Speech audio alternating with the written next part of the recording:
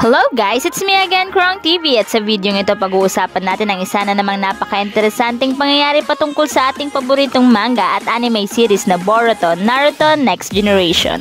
Pero bago ang lahat, huwag kalimutang mag-like, mag-subscribe, pinutin na rin ang notification bell upang lagi kang updated sa mga susunod na video.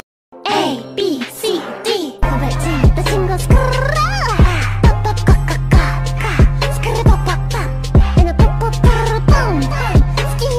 Sa video ito pag-uusapan natin kung ano nga ba ang buong pangyayari sa bagong labas na chapter ng Boruto. Pag-uusapan din natin ang secret weapon nga ni Code. So matagal nga din nating hinintay ang chapter na ito kasi nga 'di ba, nag-skip sila ng isang buwan na sana ay July dapat ay ilalabas na ang chapter na ito. Pero dahil sa hindi inaasahang dahilan hindi nga naglabas ng bagong chapter. Pero hindi naman tayo binigo dahil ngayong buwan ay inilabas na nga nila ang hinihintay nga nating chapter, ang chapter 72. At ito nga ang nangyari sa chapter 72 na pinamagatang smaller and more useful. Kung sa chapter 71 ay pinakaba tayong lahat dahil nga sa nagawa ngang makuha ni Code itong si Amado na kung saan dahil dito ay natanggal ang kanyang limiter. Pero dahil na rin sa discarding ginawa ni Amado, nawalan nga ng kakampi si Code. Natanggal man sa kanya ang kanyang limiter, nawalan naman siya ng dalawang kasama dahil na rin sa sila ay sumama kay Amado patungo ang Konoha. At sa ngayon sa chapter 72, sa unang bahagi, pinag-uusapan nga ni Shikamaru, Kawaki at Naruto ang karma na taglay ni Kawaki. Ayon kay Kawaki, hindi nga nito alam na nag-restore si Amado sa kanya ng karma. Kaya naman sinabi nga ni Shikamaru na parang meron ngang ibang motibo dito si Amado. Ngunit tulad nga ng dati, sa case na ito ay wala ngang makitang kahit anong clue si Kawaki. Samantala, habang nag-uusap ang tatlo, may isang ninja nga na sumingit sa kanilang usapan kung saan sinabi nga na merong urgent call na mula nga kay Amado. So dahil dito ay dali-dali ngang sinagot ito ni Shikamaru at sinabi nga ni Amado na siya ay ligtas at sinabi din niya na siya ay nasa train station sa labas ng bayan ng Land of Snow at kinakailangan ng 3 hanggang 4 na araw bago makarating sa Konoha. Ibinalita din ni Amado na hindi na nga magkakampi si Code at si Ada, kung saan ay tinanggap na nga nito ang offer nga ni Shikamaru. Dahil dito ay nagulat si Shikamaru at tinanong din niya kung sino ang isa pang partner ni Code at hindi ito si Ada. Sinabi ni Amado na ito ay si Daemon. Dahil dito nagulat na naman itong si Shikamaru. Dagdag pa ni Amado, si Daemon ay ang nakakabatang kapatid ni Ada. Habang nag-uusap si Amado at Shikamaru, pinaalalahanan nga ni Ada si Amado na kapag hindi sila naging maayos ni Kawaki ay papatayin niya si Amado. Dahil dito ay nagulat si Amado dahil pansin niya siguro na seryoso talaga si Ada pagdating nga kay Kawaki. Samantala sa Konoha, hindi pa nga rin mapakali si Shikamaru sa mga narinig na mula kay Amado. Kaya naman pinatawag nga niya si Naruto sa Hokage office, pati na rin ang Team 7 at si Kawaki ay pinatawag din niya dito. At habang naghahanda naman si Boruto patungang Hokage office, napansin niya na si Hinata ay umiiyak at sinabi nga niya na sa tuwing umaalis si Boruto ay hindi niya maiwasang isipin na baka hindi na makabalik itong si Boruto. Dahil dito, ipinangako nga ni Boruto na siya ay babalik kahit anuman ang mangyari. At nang makalabas na nga si Boruto sa kanilang bahay ay nakita niya ang spirit ni Momoshiki, kung saan ay sinabi ni Momoshiki na napaka-irresponsable talaga ni Boruto dahil nga siya ay nangako na siya ay uuwi. At patuloy pang ang nag-usap silang dalawa kung saan pinaalalahanan o pinaalala muli ni Momoshiki ang sinabi nga niya noon na lahat ng meron si Boruto ay mawawala sa kanya at ito ay malapit na ngang mangyari. Dagdag pa ni Momoshiki, mawawalan ng pag-asa si Boruto, mawawalan ito ng gana upang mabuhay at nanaisin na nga lang niyang umalis sa mundo.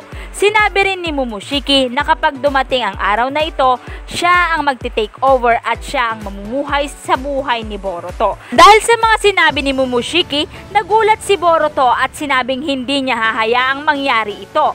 Sinabi rin ni Momoshiki na hindi na nga muling hahayaan na mamatay si Boruto dahil sa ito ay ang kanyang precious vessel na wala ninuman. At sinabi naman ni Boruto na hindi nga niya hahayaang makapag-emerge si Momoshiki sa kanya at sinabing si Momoshiki ang mawawalan ng pag-asa in the future. Ngunit sinabi ni Momoshiki na ang kapalaran ni Boruto ay naitakda na. Dito nga nagtapos ang usapan ni Boruto at ni Momoshiki. Sakto namang dumating si Sarada at si Mitsuki. Ngunit nauna pa ngang umalis itong si Boruto at iniwan ang dalawa na mayroong pagtataka. Samantala, tinanong naman ni Himawari si Hinata na matutulungan ba niya si Boruto kapag siya ay naging ninja o mas lalong mag-aalala si Hinata. Sa kabilang dako naman, nagtungo si Code at si Bug sa kinaroroonan ng Ten Tails gamit ang claw markings ni Code. Sinabi ni Code na kadalasan nakakarating ang ibang ninja sa kung saan gamit ang space-time ninjutsu. Samantalang sa case niya, ang ginagamit naman niya ay ang kanyang claw markings, kung saan ay naglagay siya ng claw markings sa kinaroroonan ng Ten Tails noong dilala nga siya dito ni Jigen. Kaya naman, magkakaroon ng problema kapag ang claw markings na ito ay natanggal. Hindi na nga siya makapunta sa kinaroroonan ng Ten Tails kapag ito ay nawala. Kung matatandaan, si Code noon ay ang siyang naatasan ngang magbantay sa Ten Tails. Nagulat si Bug sa mga nakita niya pati noong nakita niya ang Ten Tails at sinabi nga ni Bug na dito mo nga ipapakain ang anak ng Hokage. Hindi sumagot si Code pero sinabi naman ni Code na si Uchiha Sasuke ay hindi na nga makakapunta sa kinaroroonan ng Ten Tails dahil nga 'di ba? Kung matatandaan, nawalan na nga ng Rinnegan si Sasuke dahil na rin sa ginawang pagsaksak ni Boruto na kinokontrol noon ni Momoshiki. Ngunit sinabi nga ni Code, si Kawaki at Boruto ay mga full Otsutsuki na ibig sabihin, maaaring mamaster na nila ang space-time ninjutsu kapag nagtagal. Kaya naman, kapag nangyari ito, ang kinaroroonan ng Ten Tails ay hindi na magiging ligtas. Kaya naman dahil dito, tinanong nga siya ni Bug kung ano ang kanyang susunod na plano. Ngayong nakuha na niya ang kanyang buong kapangyarihan at ngayong nawalan na siya ng kakampi, tinalikuran siya kung kailan down na siya. Tapos muntik pa nga siyang natalo ni Daemon. Sinabi naman ni Code na unexpected talaga ang kapangyarihan ni Daemon dahil kung matatandaan, 'di ba, last chapter hindi nga umubra si Code kay Daemon kahit na alam ni Code ang kahinaan ni Daemon.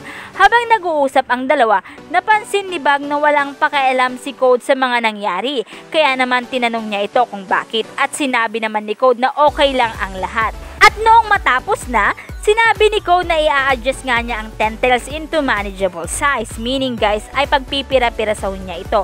Opo, kaya po itong gawin ni Code. At dahil dito ay nagulat si Bug. So papaano kaya ginagawa ito ni Code? Pinapalibutan niya ng claw markings ang buong Ten Tails. Ang claw markings ni Code ay gawa nga sa iron na mula sa kanyang dugo at physically embodied chakra. So ibig sabihin nito, ang kanyang claw markings ay half material at half chakra. At ito nga ay ang tinatawag nga ni Code na hidden weapon. Sinabi ni Code na noon ay may limit ang paggamit niya nito, pero dahil sa natanggal na ang kanyang limiter, ang restored Code ay kayang-kaya nang palibutan ng markings ang buong Ten Tails na dati ay napaka-imposible niyang gawin. Ito ay ginawa niya upang nga pagpira-pirasuhin niya ang Ten Tails kung saan yung mga thorns ng Ten Tails ay nagsisitanggalan na. So nakakagulat nga ang ganitong kapangyarihan ni Code. Ano pa kaya ang kaya niyang gawin ngayong natanggal na ang kanyang limiter? At ito pa, hindi lang yan ang kanyang kayang gawin. Dahil sa ang mga natanggal na sungay na ito ay lumalaki at nagkakaroon ng bagong katauhan. Ito ay nagmimistulang tao na merong buntot at ito rin ay may nakalagay na claw markings sa kanilang ulo, tiyan, baba at sa braso. Kung kilala nyo si Frieza guys dun sa Dragon Ball, parang ganun yung itsura niya, wala nga lang mata. Pero nagkakaroon din sila ng mata pero kay Code yun gamit yung claw markings. Kaya din niyang mag-travel gamit din ang claw markings ni Code. So kung ikukumpara natin sa Naruto universe, parang sila yung White Zetsu naman na version naman ng Boruto series. So ito nga yung sinasabi sa pamagat na smaller and more useful, 'di ba? Kasi nga ito yung mga thorns ng Ten Tails, 'di ba? Alam naman natin kung gaano kalaki yung Ten Tails. So yan nga ang buong pangyayari sa chapter 72. At dito na nga nagtatapos ang video ito. Any comment and suggestion, just comment down below. Thank you.